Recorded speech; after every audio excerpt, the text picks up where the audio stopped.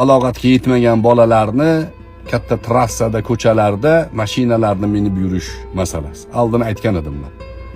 Bu masalani jiddiy qarash kerak.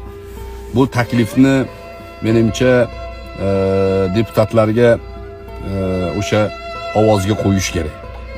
Mana shunaqangi otasi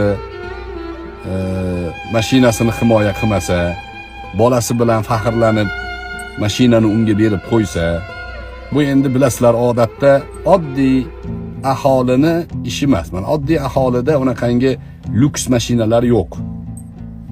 Kattakonlarni, boy, imkoniyati keng odamlarni qilayotgan mana shu ishiga qarshi gapiryapman.